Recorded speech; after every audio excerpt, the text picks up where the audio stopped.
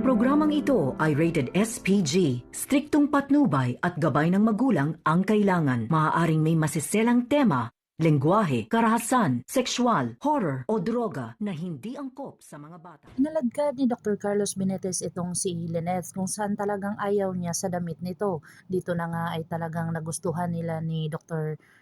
Kate at saka ni Dr. Evangelista itong suot ni Lynette kung saan talagang maliban sa kusinera ay talagang prinsesa pa ito. Dito na nga ipinagtataka ni Dr. Kate talagang nagpalit ito ng damit. Dito na nga sinabi ni Lynette na talagang nagpalit siya dahil hindi siya komportable. Sabay tingin dito kay Carlos. Dito na nga sinabi na at napag-uusapan nila ang tungkol sa anak ni Lynette kung saan talagang ipinagtanggol ni Michael itong kanyang friend na kung saan talagang may anak din naman pala itong si Dr. Carlos Benitez. Dito na nga natameme itong asawa ng kanilang kaibigan kung saan talagang napaka-pakialamera ito. Nag-usap ang kanyang mga kaibigan na kung saan pinag-usapan nila itong si Lynette at saka si Dr. Carlos Benitez. Dito na nga sinabi nila na napakaswerte daw nitong si Dr. Carlos dahil masarap daw magluto ang kanyang asawa at isa pa maganda ito at lalong-lalo na talagang napakabait nito. Dito na nga at pinagtatawanan nila dahil ang siya-siya ni Dr. Carlos dahil napaalis na daw ang isang asungot sa kanilang pamumuhay. Ito nga ay si Annalyn.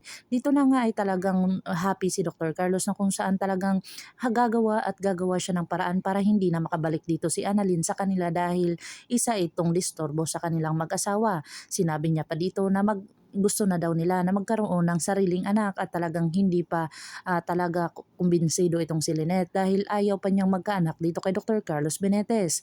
Gusto niya itanong muna dito sa kanyang anak na si Annalyn kung saan itinago niya lang ito muna at hindi niya sinabi kay Dr. Carlos at alam na magagalit si Dr. Carlos kung bakit niya ihihingiin ang opinyon nitong kanyang anak. Agad-agad naman itong tinawagan ni Annalyn itong kanyang Tita Giselle upang ito ay ipaalam tungkol sa kanyang lolo. Dito na nga pumunta sa hotel kung saan talaga nahuling namataan ang kanyang lolo na kung saan nakausap niya nito ang driver at sinabi nito na huling sinabi ni Don Pepe ay talagang si Moira ang pupuntahan. Dito na talaga tinawagan ni Dr. RJ Tanyag itong si Moira at talagang pinuntahan niya ito sa isang restaurant na sabi kako ni Moira ay talagang nandun sila ng kanyang kaibigang si Nerissa. Dito na kinausap ni Dr. Carlos Benitez ang kanyang asawa na si Moira na kung saan talagang sinabi niya dito na wala daw siyang kalalaman at hindi niya daw nakita at nakausap itong si Don Pepe. Dito na nga ay umalis na sila at talagang minamatyagan nila itong si Moira kung saan nag-usap nga itong si Nerissa at saka si Moira.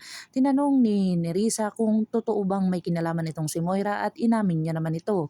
Agad-agad naman nagpaalam itong si Moira dahil pupuntahan pa niya ang kanyang inutusan na kung saan talagang niligpit nila itong si Don Pepe at talagang hindi makapaniwala itong si Giselle dahil malakas ang kutob niya na si Moira ang dahilan kung bakit nawala ang kanilang papa.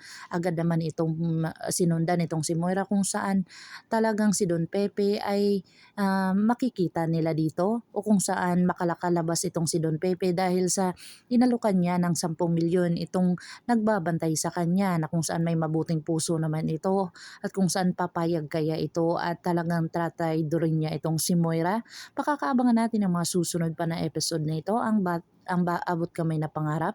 Kung bago lang po kayo sa aking channel, please like, share, and subscribe para ma-update po kayo sa mga susunod pa. Yun lamang po at maraming salamat.